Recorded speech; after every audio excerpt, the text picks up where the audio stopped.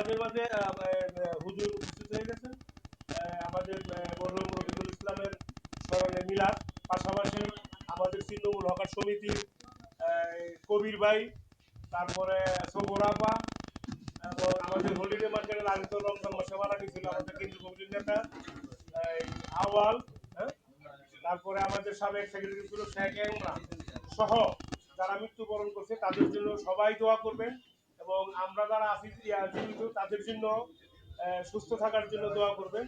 এখন মিলাদ পরিবেশন করে আমাদের মৌলানা সাহেব আসছেন, উনি এখন মিলাদ শুরু করবেন। হ্যাঁ, শুরু করুন। أعوذ بالله من الشيطان الرجيم. بسم الله الرحمن الرحيم. الحمد لله رب العالمين الرحمن الرحيم مالك يوم الدين إياك